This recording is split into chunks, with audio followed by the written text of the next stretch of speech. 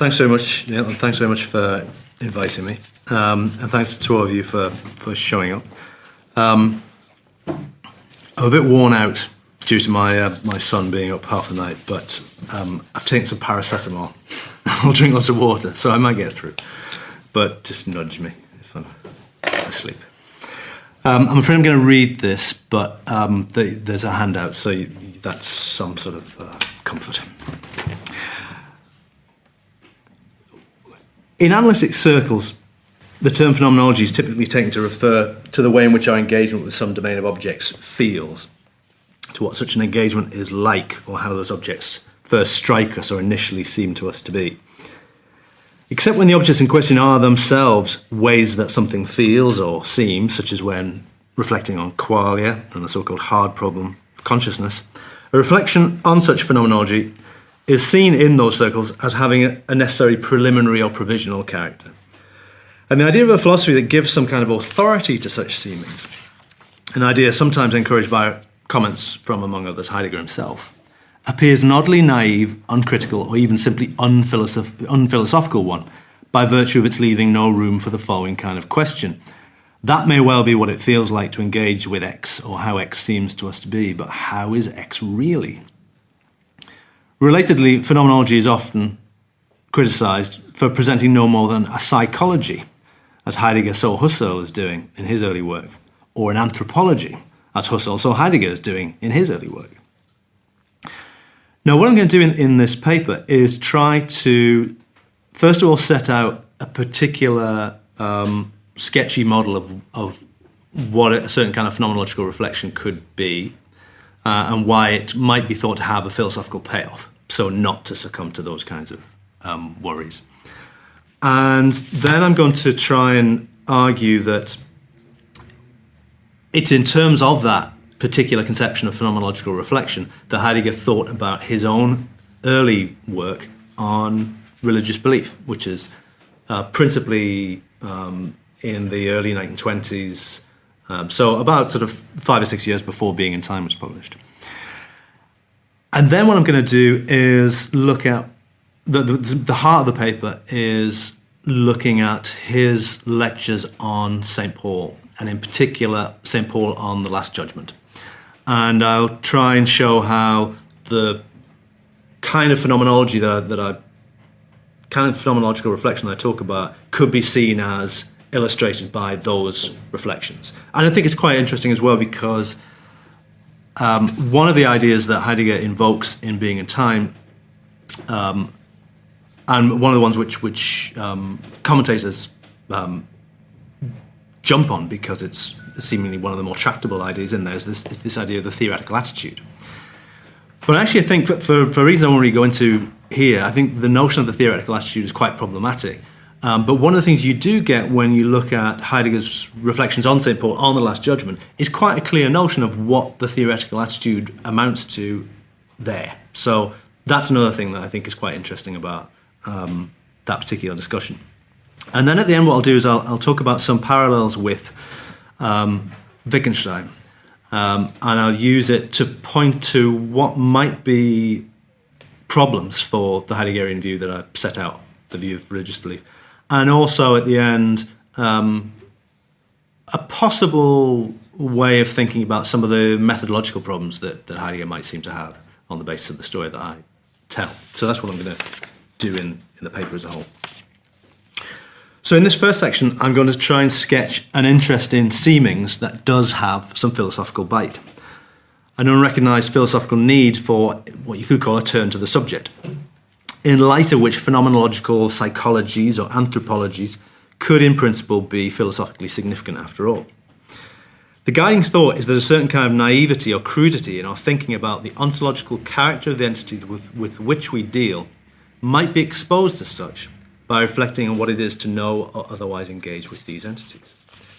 A revival of our sense of the diverse forms that engagement takes may then revive a sense of the diverse forms that the entities we engage with take.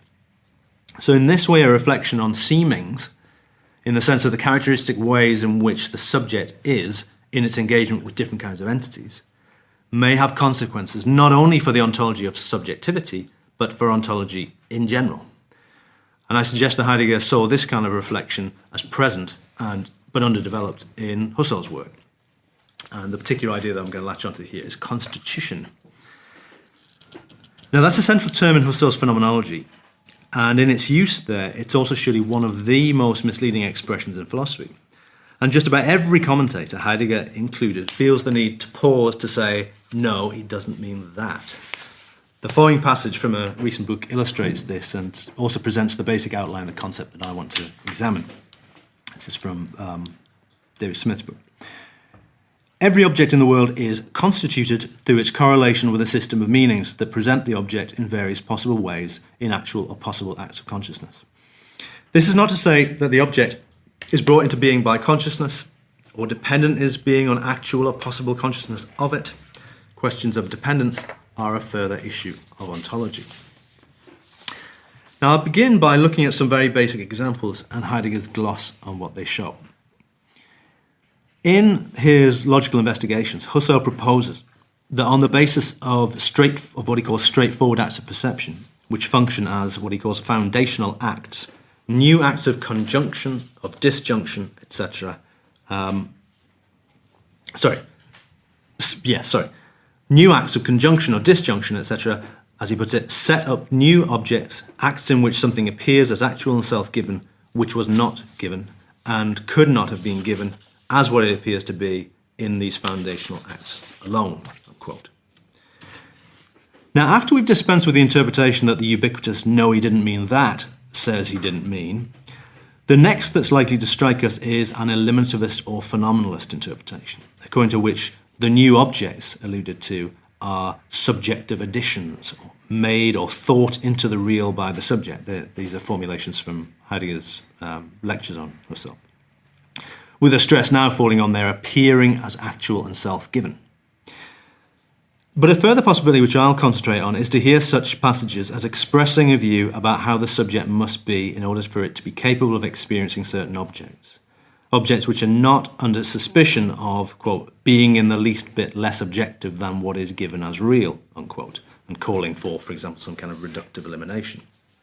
Rather, as Heidegger puts it, constituting does not mean producing in the sense of making and fabricating. It means letting the entity be seen in its objectivity, unquote. So, for example, to go back to the example I've just touched on, it's the subject who is capable of acts of conjunction and disjunction, who can experience conjunctions and disjunctions. A wider region of what there is reveals itself to such creatures than reveals itself to those capable only of what Husserl calls straightforward acts of perception. And back to Heidegger, objectivity in its broadest sense is much richer than the reality of a thing, that reality correlative to simple sense perception, which you must come to recognize as a very particular concept of real, unquote. Now, let me add here a much simplified sketch of Husserl's account of our experience of material objects. That might give you a bit more of a feel. That takes as its starting point the fact that when we encounter such an object, we always perceive it from one particular side or other, leaving its other sides hidden. Husserl proposes that each perception of such an object sits within what he calls a horizon or manifold of other such perceptions, in which we would experience the different profiles of that object that we see as we move around it. Now, such ideas could inform a phenomenalist or a limitativist account of material object talk, according to which such talk is really just summarizing talk of perceptions. But these ideas could also inform an account of what kind of subject it is that can experience material objects, namely a subject whose perceptions of what Husserl calls sides of material things are accompanied by a surrounding manifold of further related expectations of what we'll experience when. As Husserl puts it, a changing but always co-posited horizon, quote, of further possible acts of perception that correspond to other profiles. Now, such an account aims to explore not just the merely psychological question of how humans, for example, encounter a particular kind of entity, but rather what it is to encounter that particular kind of entity, that, quote, ideal system of possible cognitive processes by virtue of which an object of that kind and the truths about it would be given to any cognitive subject, unquote. That's Husserl. And one way to understand Husserl's famous epoché, which brackets the question of whether the entities that we supposedly encounter actually exist, is as the adoption of an attitude which focuses our attention directly upon such processes. Now I'm going to suggest that we can usefully consider Heidegger's early thought shaped by something like this notion of constitution, which floats free of reductive and sceptical concerns and instead takes as its focus the question of how a subject must be in order to experience different kinds of thing. But why ought philosophers to be interested in such a notion? Reductive sceptical notions of constitution have a clear and familiar philosophical payoff, if the projects they inform actually can be carried out. So what would be the philosophical payoff of the notion I'm presenting? Well, for Heidegger at least, turning our attention to the question of the form that subjectivity takes breaks up certain prejudices, not only about subjectivity, but also about objectivity, about the objects of our intentionality, about what one might call the question of being. Understood in this way, phenomenological reflection addresses what one might call a Verstehensvergessenheit. So, Seinsvergessenheit is the German expression translated as forgetfulness of being. I'm suggesting that you could see a certain kind of phenomenological reflection as directed at a Verstehensvergessenheit, revealing to us modes of understanding that we possess but seem, as it were, to forget in our philosophizing. We come to recognize a diversity in what Heidegger calls subject correlates, in the forms that subjects must take in order to encounter the diversity of objects that they do encounter. But in doing so, such reflections might also undermine corresponding crudities in our thinking about the character of those objects corresponding to those forms of understanding. In this way, we may, as Heidegger puts it, broaden the idea of objectivity. This objectivity being exhibited in its content in the investigation of the corresponding intuition. So the idea is, we can refresh our notions about what kinds of entities there are out there by investigating what, using these Husserlian terms he talks here of as the corresponding intuitions, the ways in which we have those entities, the ways in which we experience those entities. Though Heidegger does abandon talk of, for instance, diverse forms of intuition, consciousness, or indeed experience, precisely because it may direct attention away from the diversity of forms that subject correlates take. As Daniel Dahlstrom notes, Heidegger turns to, quote, locutions such as having, comporting, or understanding in order to emphasize that our original unthematic having or comporting is, for the most part, not some kind of, for instance, deliberative, meditative act of knowing something. The ways in which we have entities, if you like, so that's, unquote, the ways in which we have the entities with which we engage takes many different forms, other than the deliberate, meditative act of knowing something. That's the thought. And such concerns do find a natural articulation through the crucial but difficult Heideggerian notion of the theoretical attitude. Through it, Heidegger points again to a crudity in our thinking about the being of entities being sustained by a crudity in our thinking about subjectivity. Very roughly speaking, by assimilating our dealings with all entities to their contemplation or disinterested observation, we assimilate all entities to those we contemplate or disinterestedly observe. This notion, which raises a number of important difficulties, also looms large in Heidegger's understanding of how he broke with Husserl. He basically accuses Husserl of being in the grip of the theoretical attitude. Now, I won't examine that break here. Instead, I'll examine one of the forms of experience that seem to have struck the young Heidegger as most forcefully calling for phenomenological analysis, and as exposing as narrow the Husserlian perspective. What I have in mind is what Heidegger calls the specific experience of the finding of God.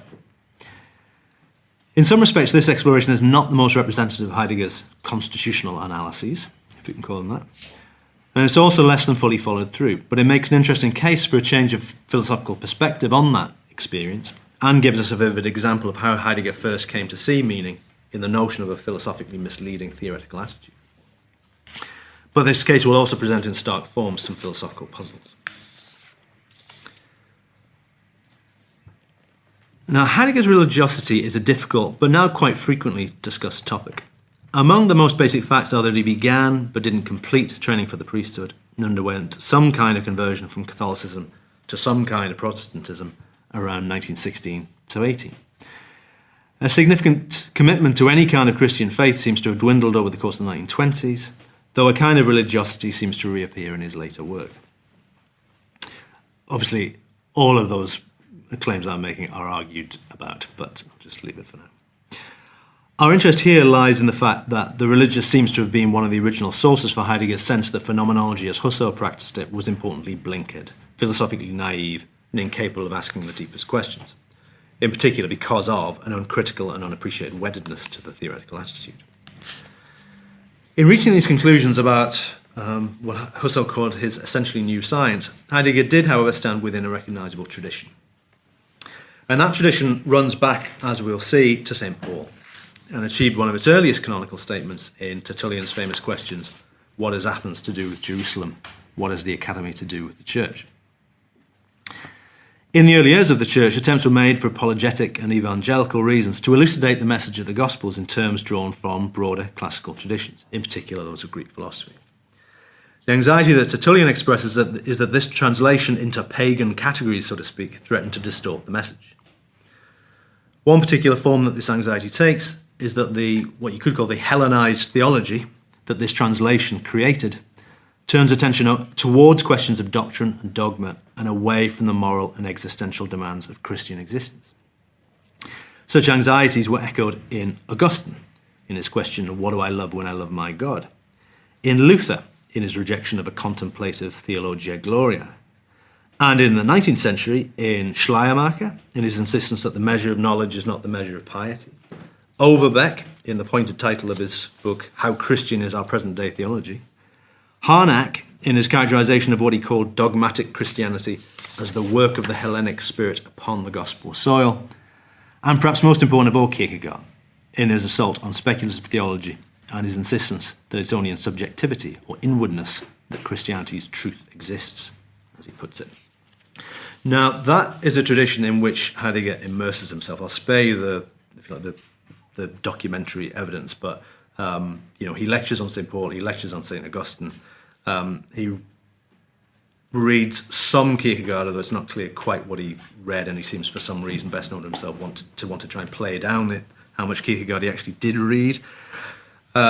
He discusses Harnack, he discusses, and he is said to have quoted Overbeck till the cows come home, and he studied Luther intensively as well. So it's a little anti-theological tradition that he seems to have immersed himself in. And that he shares the anxiety that unites that little tradition is already apparent in his Habilitationsschrift from 1916. There he declares that, quote, the theoretical attitude is only one kind of approach, only one of the, quote, wealth of directions of the formation of the living spirit. This claim is accompanied, in that context, by an insistence on the philosophical significance of mysticism, which Heidegger was to describe 2 years later as a, quote, counter-movement to a theorizing, dogma-promoting influence, quote, which, quote, severely endangered precisely the immediacy of religious life and forgot religion in favour of theology and dogma, unquote. Without this kind of counter-movement, philosophical reflection becomes, as Heidegger puts it, powerless, becomes a, quote, rationalistic construction detached from life, unquote. It seems then that for philosophy of religion to have power, to avoid emptiness, it must turn from theory and dogma, which represent only one direction of living spirit, and return to the touchstone of the immediacy and involvement of life in its wealth of directions. That return is crucial in making a case for believing that the theoretical attitude is firstly indeed simply an attitude, something one must, so to speak, place oneself into. That's from Heidegger. And not a reflection of the character of subjectivity as such.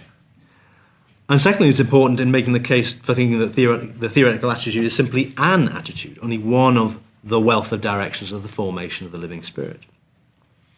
But for now, I want to show how the above concerns emerge in constitutional terms, in terms drawn from the discussion of constitution in Husserl. And in particular, in Heidegger's notes for a lecture course, which he was to, but ultimately didn't give, in 1918 to 19, on the philosophical foundations of medieval mysticism. Here, Heidegger insists that we, quote, sharply divorced the problem of theology and that of religiosity, unquote, because of what he calls the constant dependency of theology on theoretical consciousness. Unquote. Instead, we must look to what he calls the basic kinds of fulfillment of religious experience, by which he means revelation, tradition, congregation, and recognize what he calls their constitutive character in the essence of religion, unquote. So this is a passage on the handout. He talks about the independence of religious experience and its world is to be seen as an entirely originary intentionality with an entirely originary character of demands.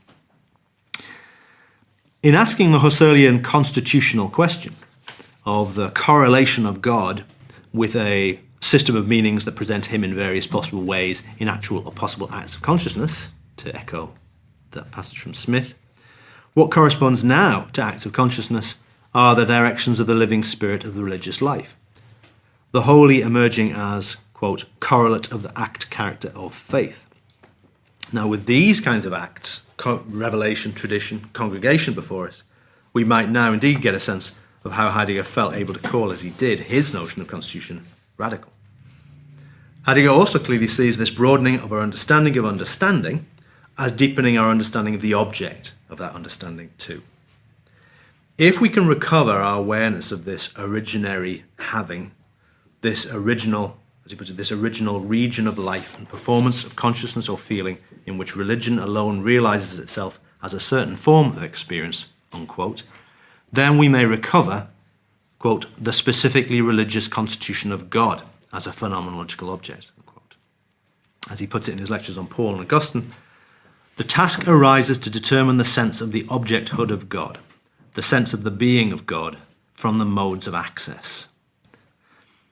By placing such modes of access, such subject correlates, first in our thinking, by asking this question of constitution, we shake off, the thought seems to be, the temptation to begin our reflection on God, quote, by analogy with the theoretical and the constitution of the object of cognition, unquote, which leads us to imagine, quote, inquiring only raw and naked into the religious thing or object, unquote.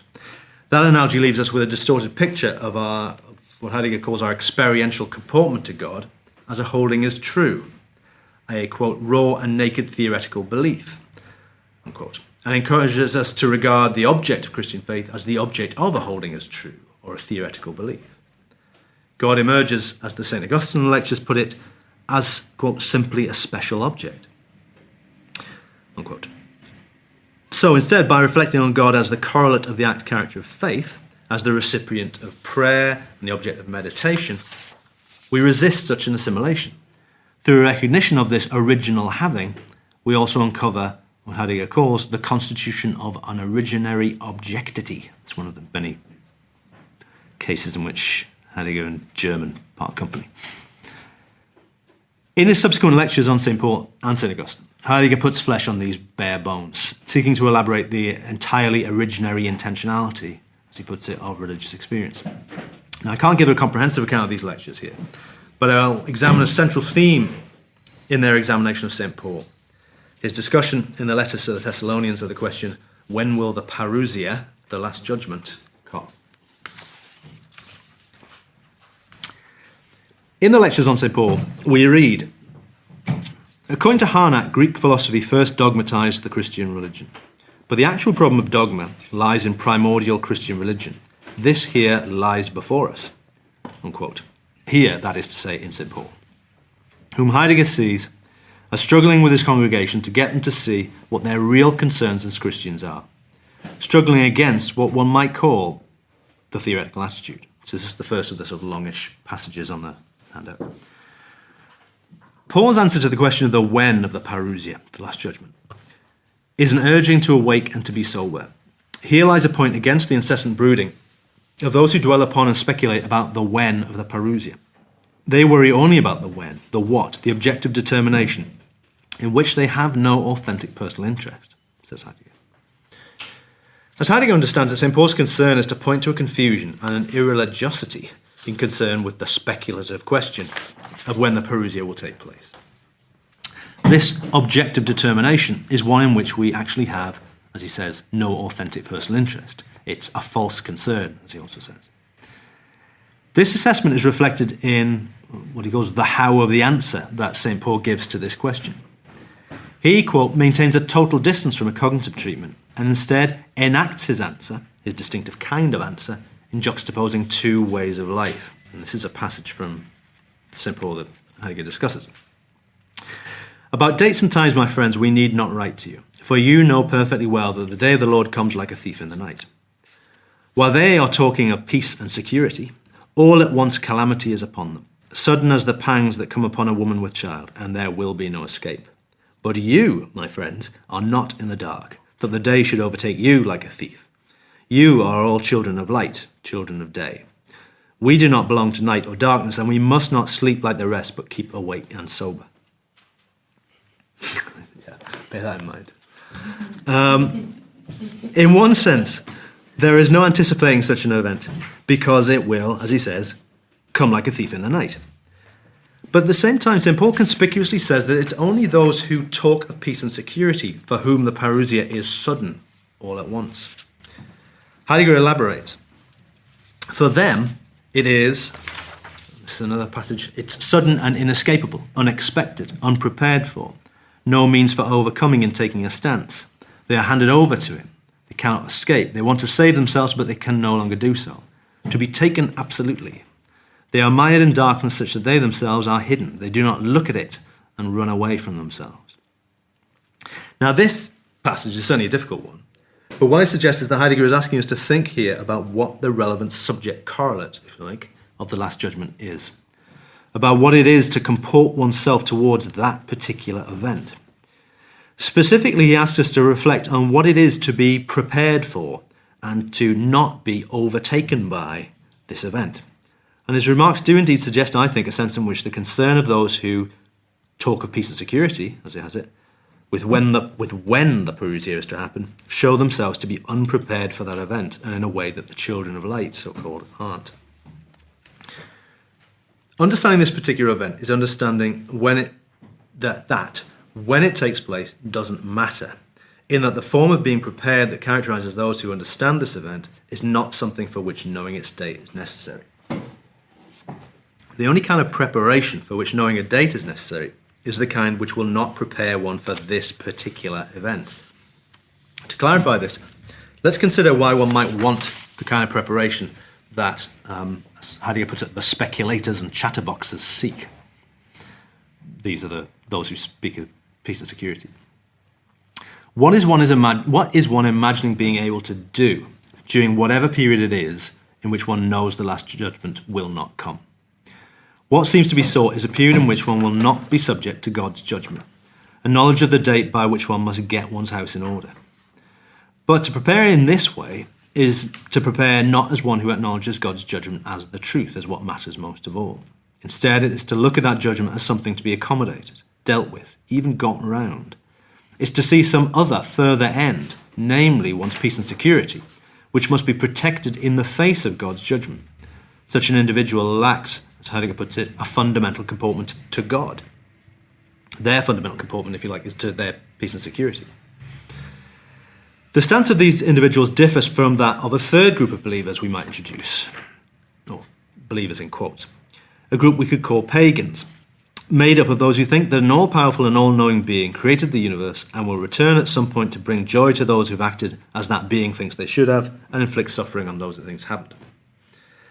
There's nothing irreligious in the pagans trying to get round such a being's judgment, because their attitude, as described above, to that being is not, in any sense that matters, certainly for St. Paul, religious in the first place.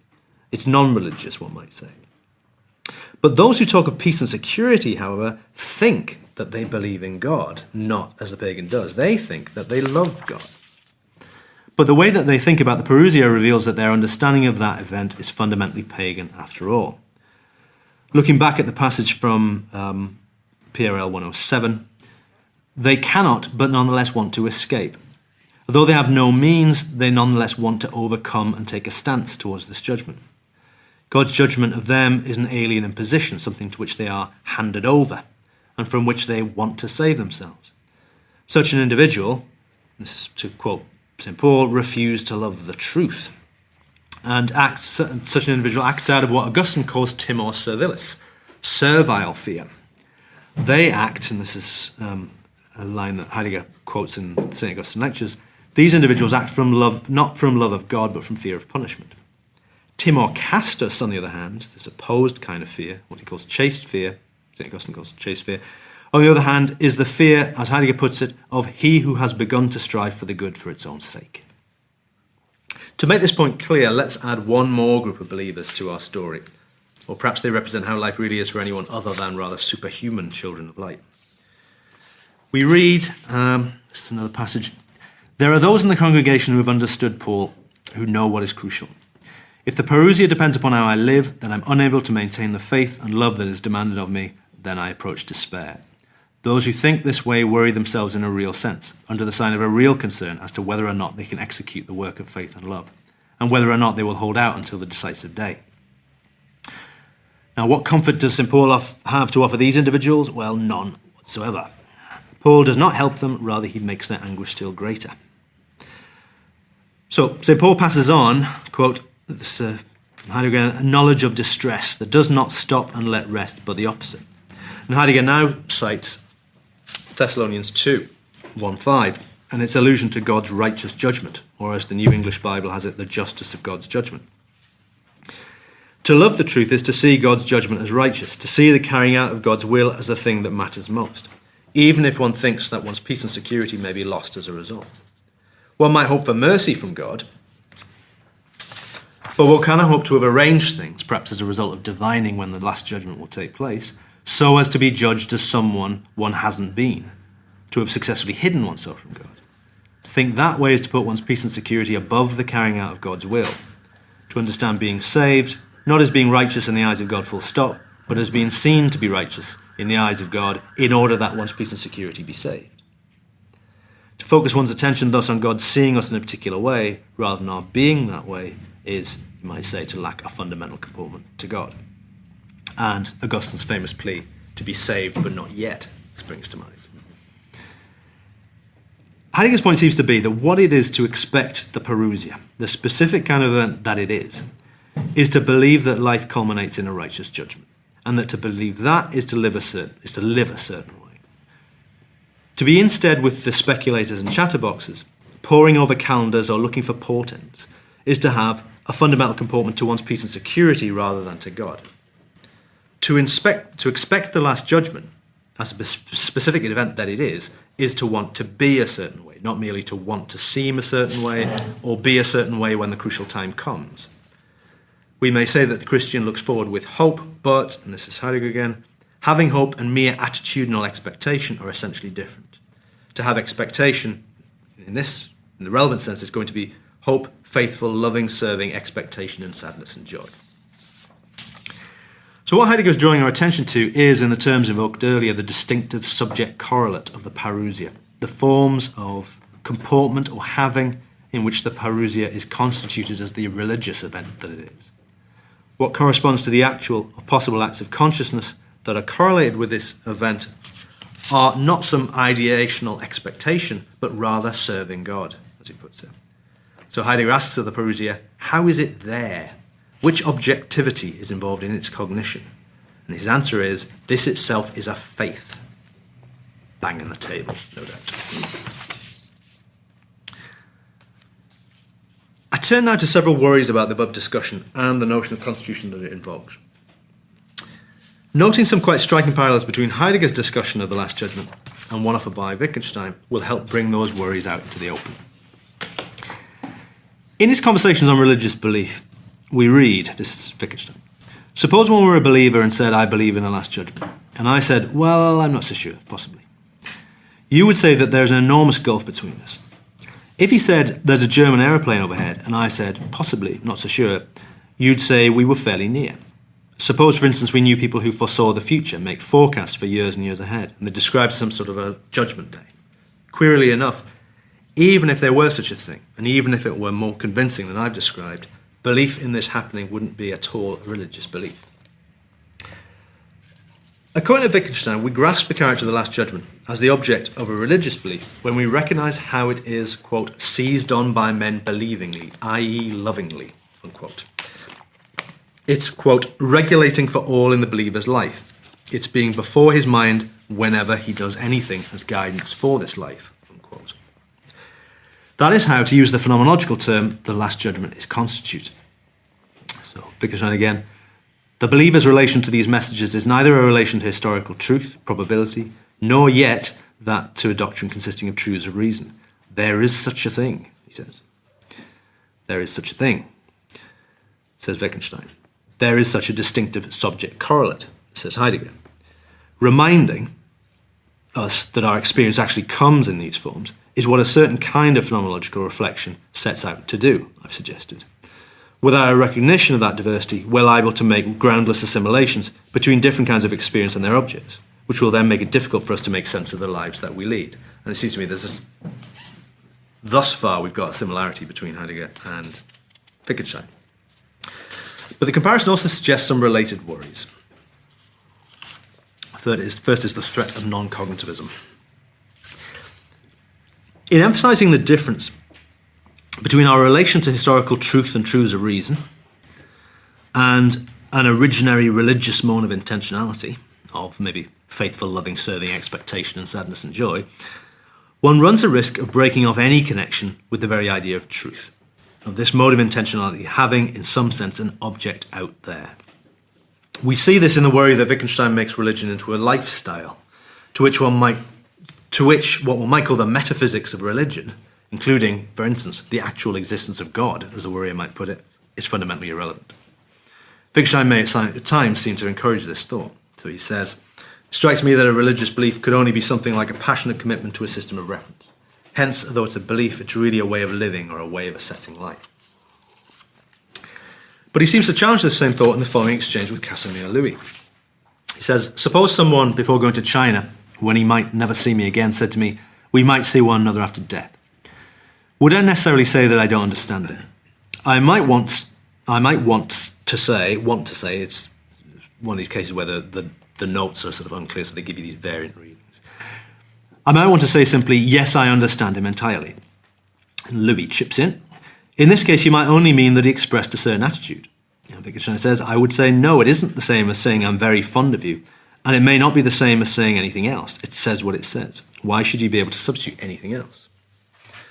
Now, how would Heidegger have responded? John van Buren has argued that Heidegger's discussion of Paul and of related themes in Luther point us to relations of ours to what he called the non-objectifiable. And clearly the reflections we've discussed might lead one to deny that God is any kind of object at all. Heidegger's refusal to see God as simply a special object seemed to express just such a thought. But that clearly also isn't meant to entail that one ought to say God doesn't exist, rather than not exist as simply a special object, or the belief in God is a mere way of living. Heidegger chooses, after all, to talk of the holy as an originary objectivity. Despite the impression that a superficial reading of his comments on faith as a holding as true might give, Heidegger sees his phenomenological reflections as showing that truth must undergo a widening, and so too must being. That's from Lectures Before Being and Time. A widening of our conception of such notions is something which the kind of non-cognitivism described above singularly fails to bring about, by instead happily handing over all rights to truth, the objective, the cognitive, to more respectable modes of intentionality and their object correlates. Similarly, one might be driven by Pauline or Lutheran reflections to deny that we have any mode of access to God at all. So God is a deus absconditus, which is another one of John van Buren's themes. But one might also declare that it does make sense to say we can access God, but only as long as we recognize what access looks like here. Faithful, loving, serving, expectation, and sadness and joy. Should we say with Luther that, quote, the condition of this life is not that of having God, but of seeking God, unquote, or instead that one has God by seeking God? It's tempting to suspect that Heidegger's reaction to a non-cognitivism of the type described would be analogous to his reaction to depictions of the religious as the irrational. That concept is, as he puts it, a counter-projection. And, quote, with these two concepts, i.e. the rational and the irrational, with these two concepts nothing is said as long as one does not know the meaning of rational, the latter finding itself in notorious indetermination, as he puts it. And in Being a Time, we memorably read, when irrationalism, as the counterplay of rationalism, talks about the things to which rationalism is blind, it does so only with a squint. But can such programmatic ambitions to break the influence of overly narrow conceptions of truth, objectivity, access, etc., be worked out in a credible manner in connection with the particular cases of originary intentionality that Heidegger examines? To take up only one worry, might such widenings, which aim to reveal a certain multiplicity and diversity in the standards by which we evaluate our different modes of comportment to what the world has to offer, be incompatible with apparently admirable forms of critical reflection? Well, this leads us on to the second worry, Fideism and idealism. A well-known reading of Wittgenstein, one which gives pride of place to the remarks quoted above, sees him as maintaining that, quote, religion is a form of life, what Wittgenstein calls a language game, where crucially a form of life or language game is taken not to, quote, stand in need of justification. This is from, I'm quoting from Phenomenological. And justification, in turn, is taken to mean support by reasoning or by appeal to ordinary grounds for belief. That's Wittgenstein. And according to this, as it's become known, Fideist view, to expect such support for religion is to assimilate it to what are quite different language games. Wittgenstein does indeed hold that proofs such as the ontological and cosmological arguments cannot be seen as the fundamental way in which one would arrive at belief. And this is indeed another view that he shares with Heidegger, who sees such proofs as Hellenistic, another case of a certain kind of contamination of the primitive Christian experience by Greek philosophy. But it's one thing to think that faith does not rest ultimately on a proof of the existence of God. It's quite another to close off one's religious life from ordinary reflection with its potential to question one's thoughts and deeds. The picture of religion as a form of life may seem to undermine the requirement that one's religious thoughts and deeds even be consistent, since that picture seems to question the notion that there are standards of intelligibility that have authority across one's life as a whole, of which the laws of logic would seem to be examples. But the requirement for a basic consistency is one which few religious believers are actually going to be happy to renounce. Another version of this worry asks, does the picture render what you might call the participant's perspective inviolate? The only individuals capable of assessing religious claims might seem to be those who grasp what those claims grasp, and that seems to be only those who participate in the religious language game and embrace its rules. The picture may thus seem to exclude the asking of questions that are seemingly characteristic of philosophical thought, such as, yes, we carry on in these ways, but do they actually make sense? Do our activities rest on mere habit or on good grounds? In doing so, this picture may seem to require us to echo the first section of the paper, to treat what are actually merely a set of seemings as if they did not stand in need of justification.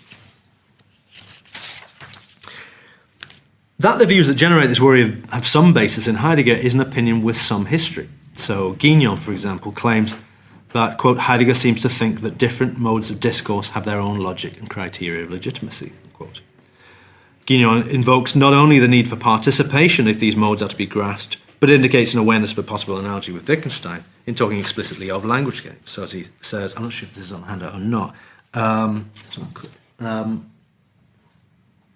Yeah, it isn't. He says, this is Guignon, from Heidegger's standpoint, the language games of poetry, humour, religious inspiration, aesthetic judgments and legal decisions, to name only a few areas of the life world, are all more or less autonomous regions of projection, which are grasped by virtue of our participation in the intelligible world constituted by our historical language.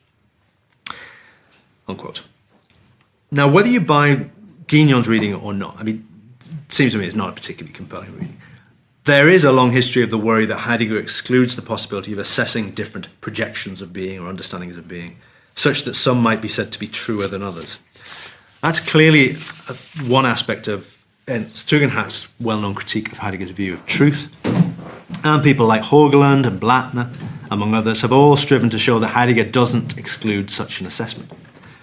Christina Lafont seems to share their sense of what Heidegger needs to be saying here, but it seems to me she does a pretty good job of showing that that isn't what he says.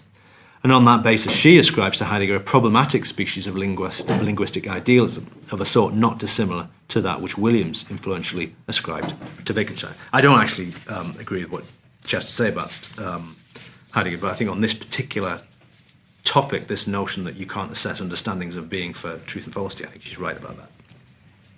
But I don't think it leads to a kind of idealism in the way that she thinks. Now, settling such interpretive issues is clearly a major challenge that can't be met here. For now, let's note that the reading which ascribes the above picture of religious belief to Wittgenstein has been attacked.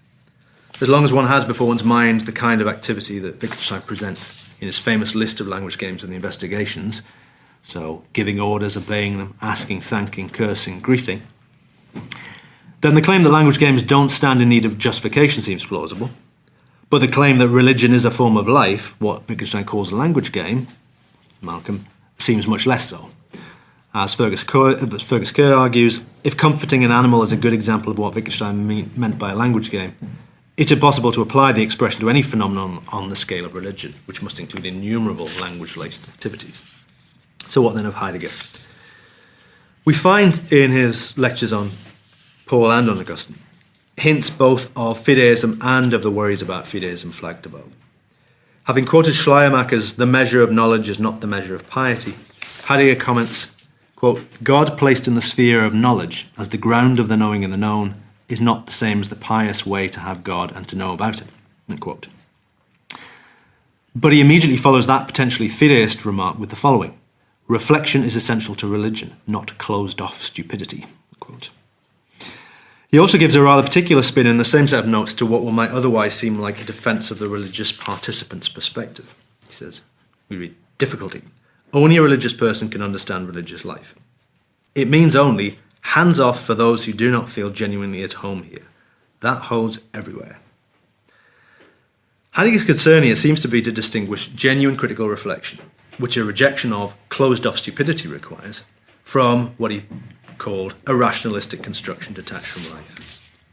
Significant critical reflection on or in religion depends on a proper appreciation of what religion really is, and clearly Heidegger thinks that much of what presents itself as such reflection is not rooted in such an appreciation.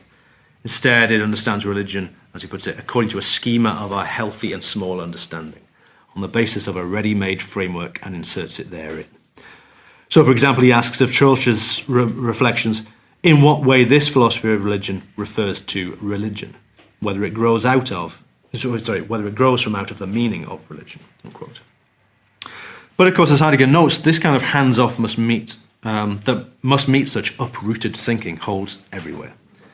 It's not a distinctive privilege of the religious, but a quite general concern that our reflective thought may become detached from life and meaning as they actually are.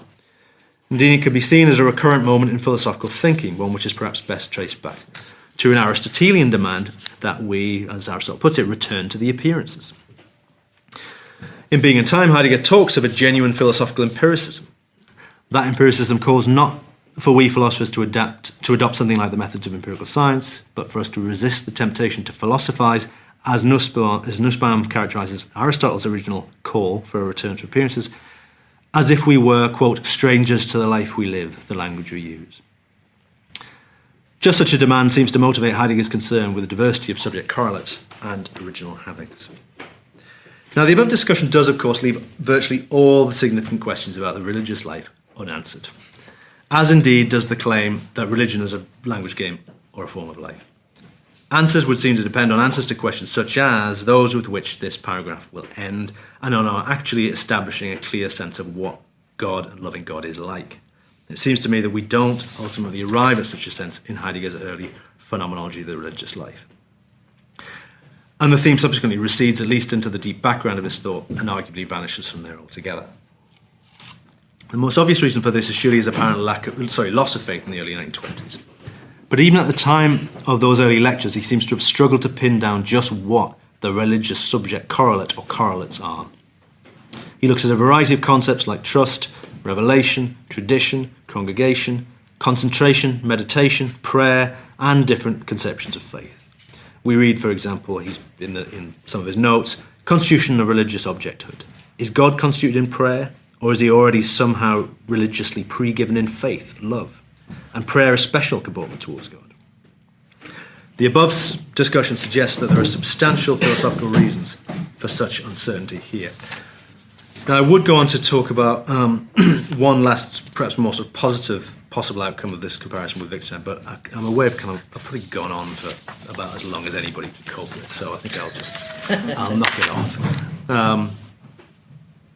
So yeah, I'll just leave it at that and see if anybody has any questions. Great. Thanks.